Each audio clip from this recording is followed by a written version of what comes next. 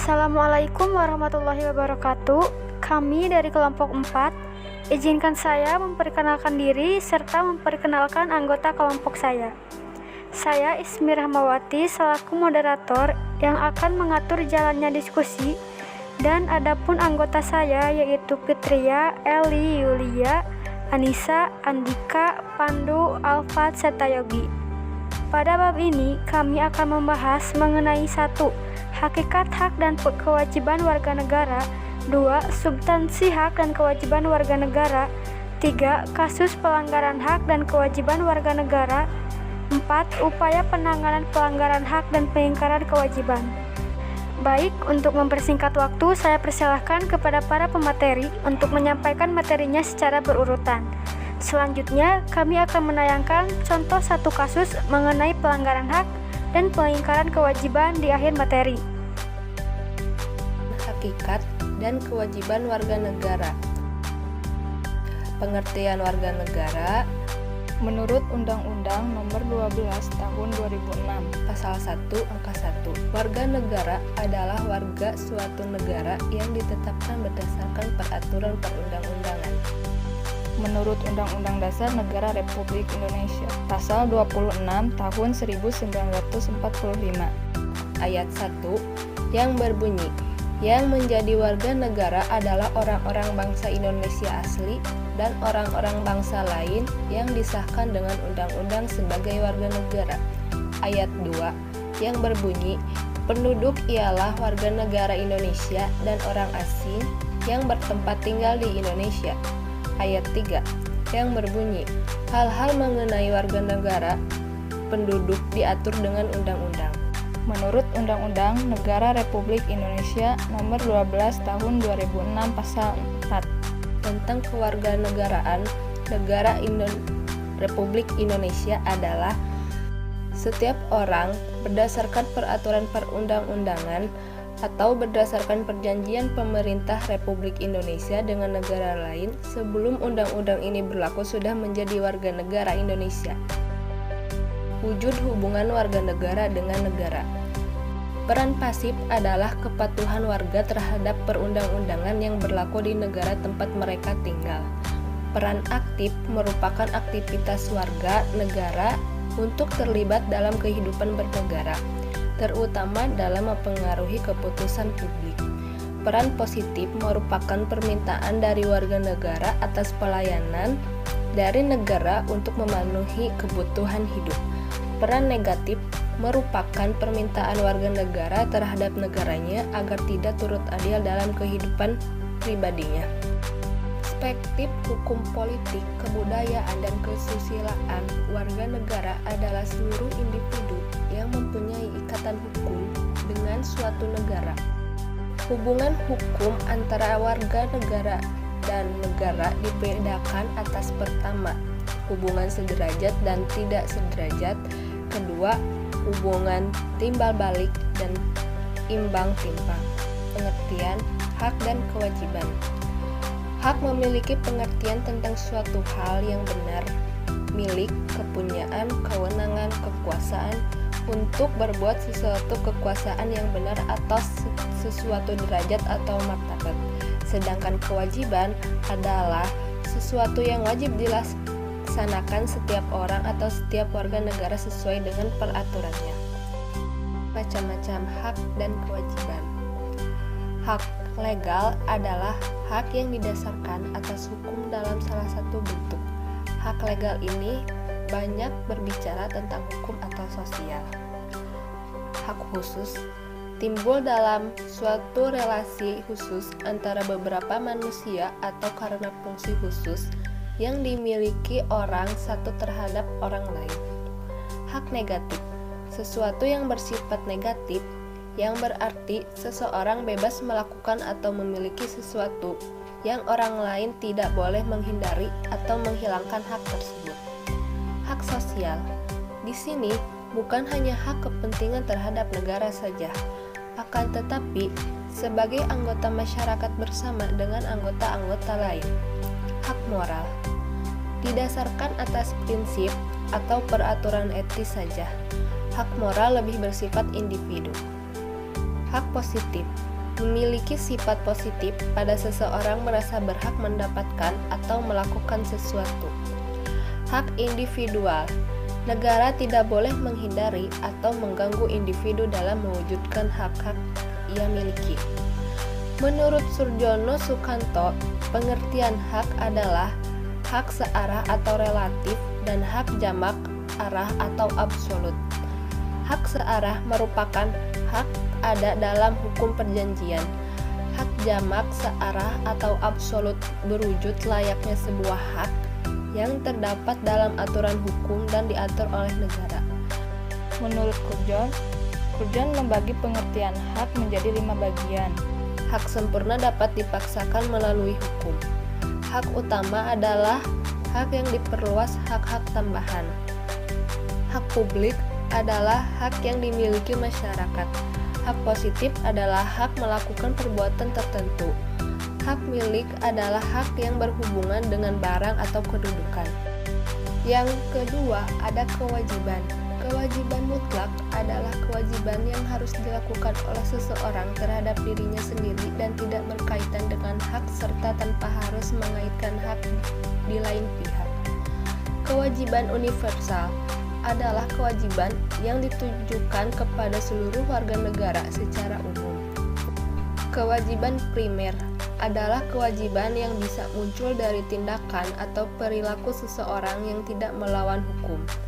Kewajiban publik adalah jenis kewajiban yang berkaitan dengan hak-hak publik.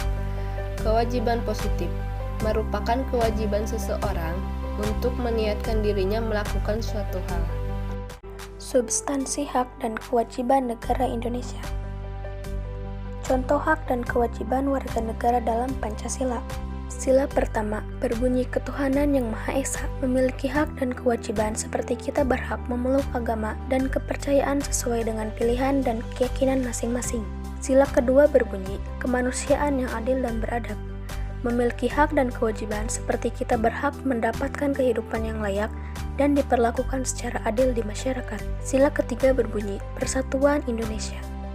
Contohnya, kita berhak ikut serta dalam upaya bela negara. Sila keempat berbunyi, kerakyatan yang dipimpin oleh hikmat kebijaksanaan dalam permusyawaratan perwakilan. Contohnya melaksanakan keputusan bersama hingga tak memperoleh kedudukan yang sama dalam pemerintahan. Sila kelima berbunyi, keadilan sosial bagi seluruh rakyat Indonesia. Contohnya kita berhak mendapatkan kesejahteraan di berbagai hal. Undang-Undang Negara Republik Indonesia yang mengatur hak dan kewajiban. Pasal 27 ayat 1. Segala warga negara bersamaan kedudukannya di dalam hukum dan pemerintahan dan wajib menjunjung hukum dan pemerintahan itu dengan tidak ada kecualinya. Pasal 27 ayat 2. Tiap-tiap warga negara berhak atas pekerjaan dan penghidupan yang layak bagi kemanusiaan. Pasal 27 ayat 3. Setiap warga negara berhak dan wajib ikut serta dalam upaya pembelaan negara. Pasal 28A. Hak untuk hidup serta berhak mempertahankan hidup dan kehidupannya. Pasal 28B ayat 1. Hak membentuk keluarga dan melanjutkan keturunan melalui perkawinan yang sah. 2. Hak seorang anak atas kelangsungan hidup, tumbuh, dan berkembang serta mendapat perlindungan dari kekerasan dan diskriminasi.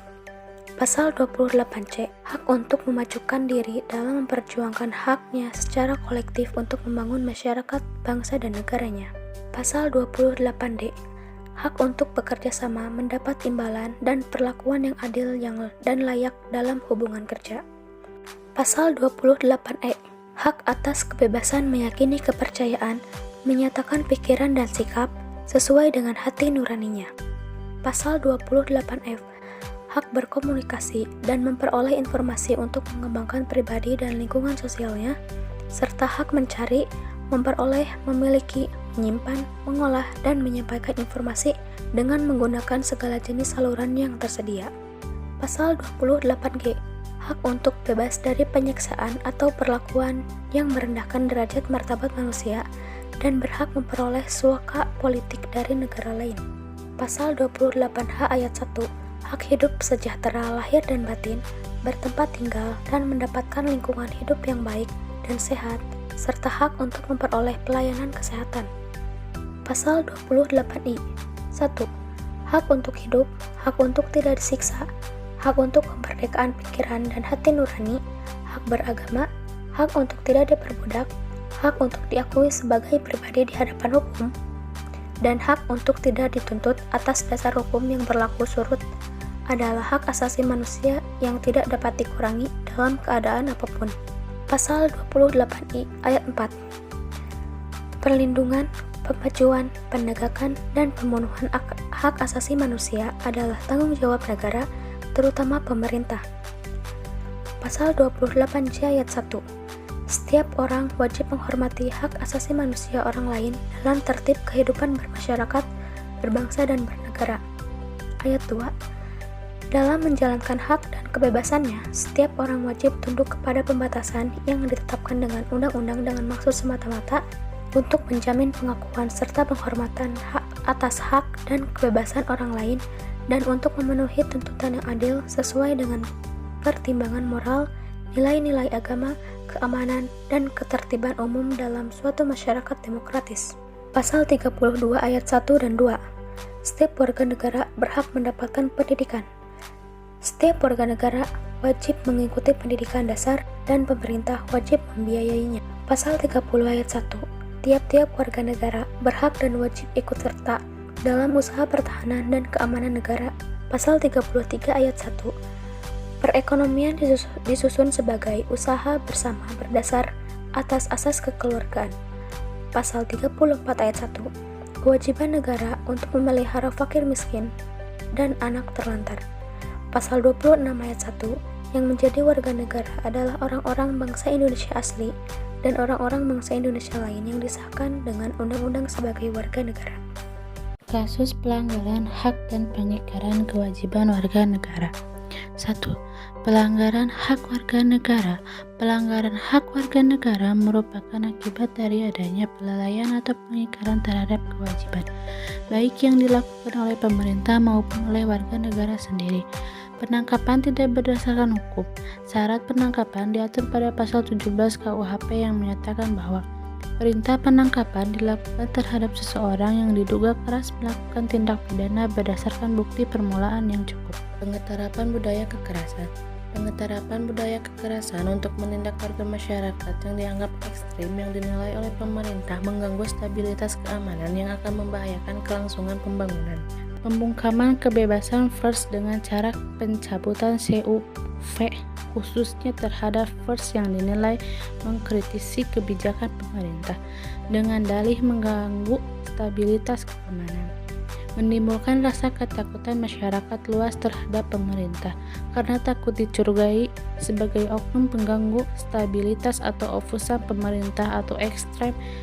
Hilangnya rasa aman demikian ini merupakan salah satu bentuk pelanggaran hak asasi warga negara. Kekerasan yang mengatasnamakan agama. Kekerasan mengatasnamakan agama dapat disebut dengan penyalahgunaan agama dan memenuhi unsur pidana sebagaimana pasal 156A KUHP yang dapat dipidana.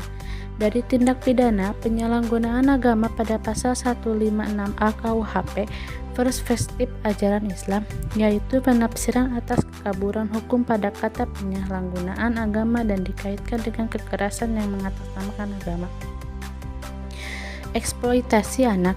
Eksploitasi anak adalah kondisi saat pelaku atau orang dewasa berusaha mengambil keuntungan dari seorang anak demi keuntungan pribadi mereka sendiri. 2. Pengingkaran kewajiban adalah pola tindakan warga negara yang enggan melaksanakan kewajiban sebagaimana kewajibannya sebagai warga negara sesuai dengan ketentuan yang berlaku di negara tersebut. Terorisme diartikan sebagai pengguna kekerasan untuk menimbulkan ketakutan dalam usaha mencapai tujuan, terutama tujuan politik, praktik tindakan teror. Separatisme adalah gerakan yang tentunya memiliki tujuan untuk memisahkan diri dari suatu wilayah atau negara. Hal ini dilakukan untuk membuat suatu wilayah atau golongan merdeka dan mendapatkan kedaulatannya sendiri sebagai negara baru.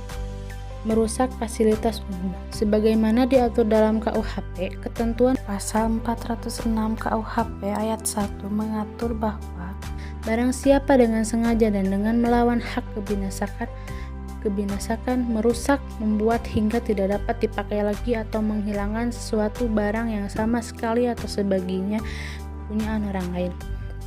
Dihukum penjara selama-lamanya 2 tahun 8 bulan atau denda sebanyak-banyaknya Rp4.500. 3. Faktor penyebab terjadinya pelanggaran hak dan pengingkaran kewajiban. Pelanggaran hak dan pengingkaran kewajiban warga negara masih terjadi.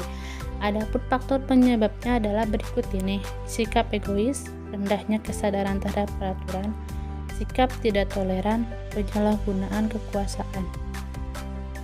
Upaya penanganan pelanggaran hak dan pengingkaran kewajiban warga negara. 1.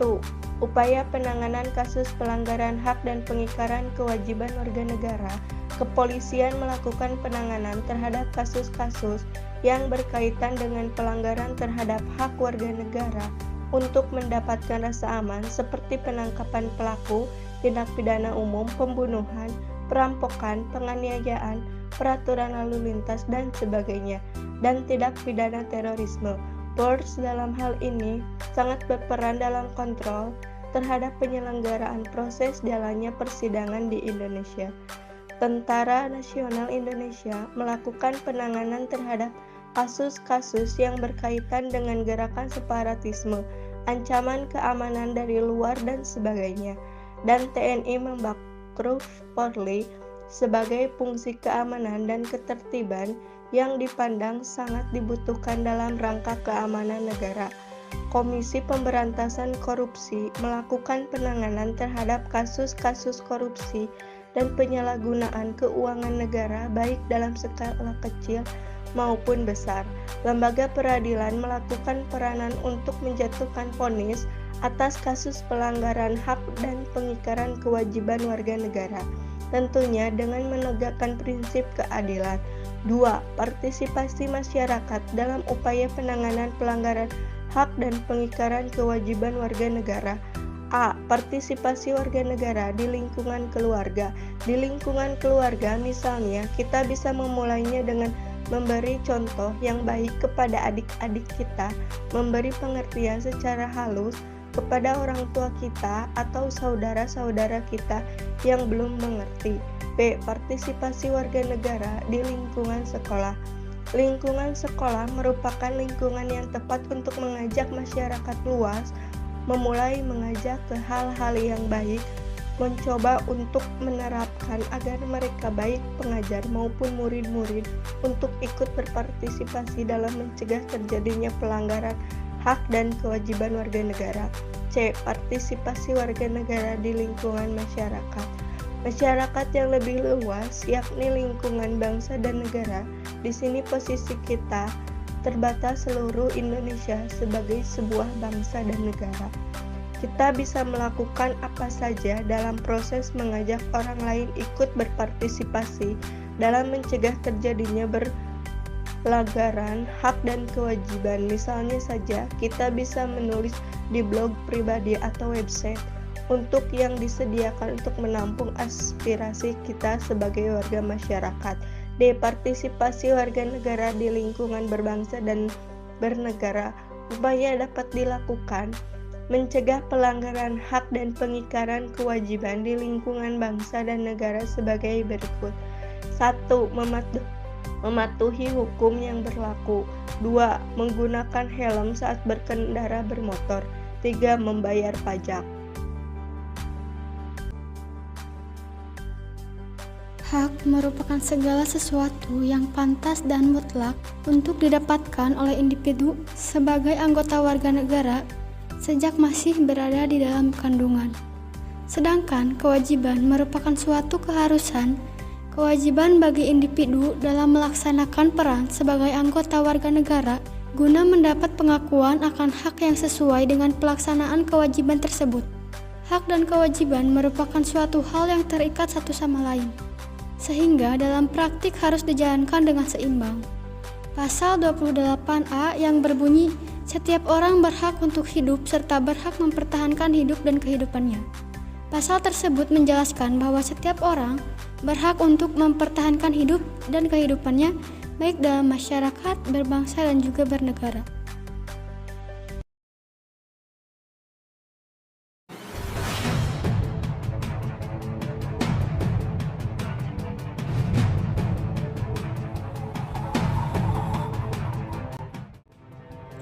Kekerasan dalam dunia pendidikan kembali terjadi.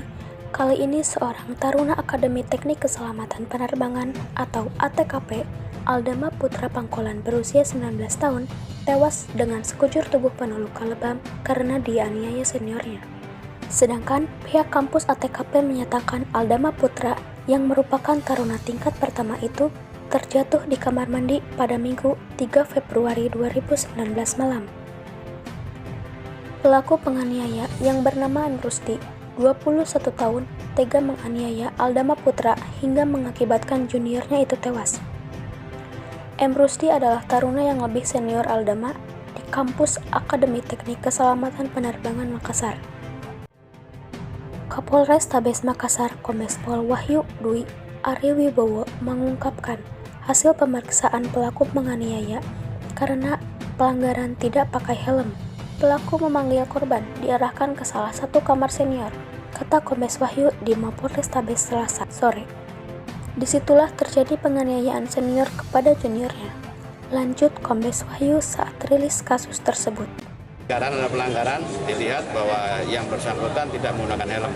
Ya. Disitulah ditegur, ya, baru dipanggil ke kamar salah satu senior, ya, senior di kampus itu. Ya. Dan disitulah terjadi kasus penganiayaan. M. Rusdi diketahui menganiaya Aldama dengan cara memukul di bagian dada dan tubuh. Aldama, putra sulung dari Polda Danil itu akhirnya meninggal dunia. Pihak penyidik Satreskrim Polres Tabes Makassar pun menetapkan M. Rusdi tersangka dalam kasus penganiayaan yang mengakibatkan korban meninggal. Kata Wahyu, sejauh ini pihaknya telah memeriksa 22 saksi, di mana saksi-saksi ini adalah senior dan teman seangkatan almarhum di kampus ATKP Makassar. Wahyu menyebutkan alasan pihak kampus kepada keluarga Aldama adalah korban jatuh di kamar mandi. Namun alasannya tersebut terbantahkan dengan hasil otopsi. Intinya hasil otopsi kami temukan luka yang menjurus ke kasus penganiayaan, tegas Wahyu. Kasus penganiayaan berujung meninggalnya taruna Akademik Teknik Keselamatan Penerbangan. Awalnya viral di sosial media, akun Facebook Samna Bayangkara menuliskan di dinding Facebooknya, Universitas ATKP Makassar, pembunuh.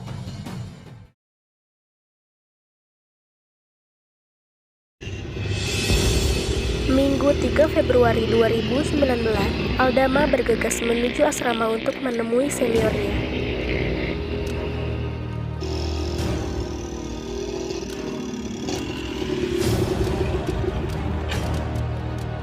Kenapa lama banget? Siap, saya salah paham. Kamu tahu salah kamu di mana? Siap, saya tidak tahu. Sekarang kamu temui atas sana. Siap. Ia ketahuan tidak memakai helm saat berkendara, dan itu dianggap sebagai ketidakdisiplinan.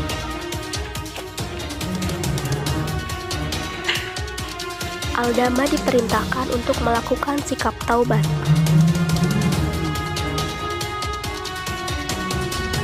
Kenapa kamu kesini nggak pakai helm? Maaf bang, saya salah bang. Kamu ini. Aldama akhirnya dianiaya hingga tak sadarkan diri.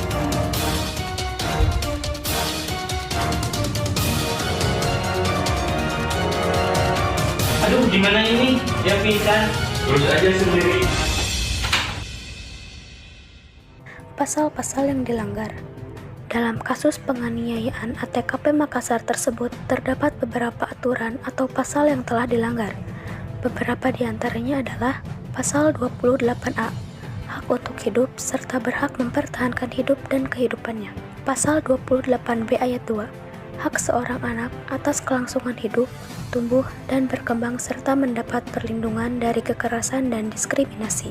Pasal 28I ayat 1, hak untuk hidup, hak untuk tidak disiksa, hak untuk kemerdekaan pikiran dan hati nurani, hak beragama, hak untuk tidak diperbudak, hak untuk diakui sebagai pribadi di hadapan hukum, dan hak untuk tidak dituntut atas dasar hukum yang berlaku surut adalah hak asasi manusia yang tidak dapat dikurangi dalam keadaan apapun.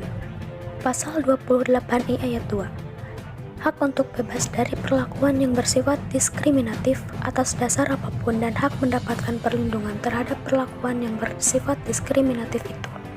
Pasal 28C ayat 1, Setiap orang wajib menghormati hak asasi manusia orang lain dalam tertib kehidupan bermasyarakat, berbangsa, dan bernegara. Atas perbuatannya, tersangka M. Rusdi dikenakan pasal 338 KUHP tentang pembunuhan dengan sengaja. Pasal itu berbunyi, barang siapa dengan mengancam merampas nyawa orang lain diancam karena pembunuhan dengan pidana penjara paling lama 15 tahun, serta dijerat pasal 351 ayat 3 KUHP dengan ancaman 7 hingga 15 tahun penjara. Kelompok kami kontra atas keputusan yang dikeluarkan. Kami ingin tersangka dihukum minimal seumur hidup karena telah menghilangkan nyawa manusia, di mana menghilangkan nyawa manusia dengan cara dianiaya itu adalah perbuatan yang keji. Upaya kasus. Menteri Perhubungan Budi Karya Sumadi memerintahkan Kepala Badan Sumber Daya Manusia Perhubungan untuk membentuk tim investigasi terkait tewasnya Taruna Akademi Teknik Keselamatan Penerbangan Aldama Putra Pangkolan.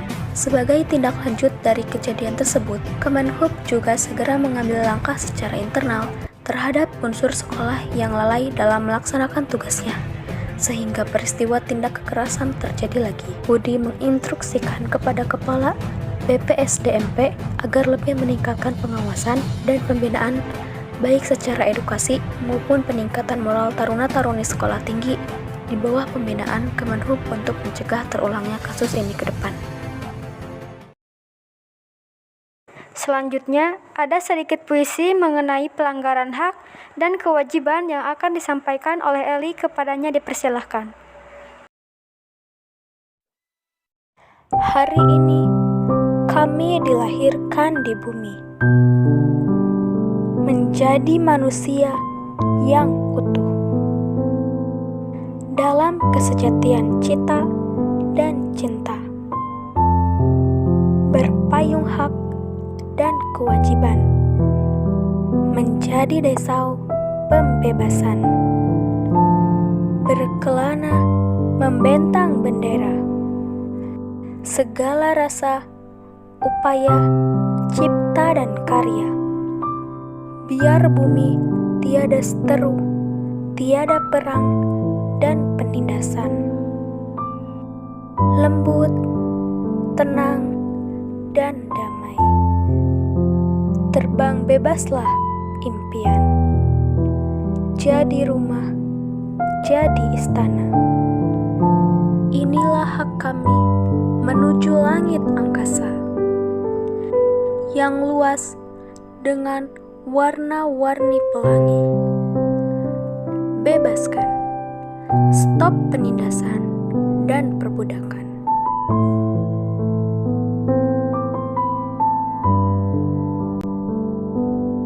Sekian dari kelompok kami, mohon maaf apabila ada kesalahan kata ataupun ada yang kata kurang berkenan, mohon dimaafkan. Selebihnya, wassalamualaikum warahmatullahi wabarakatuh.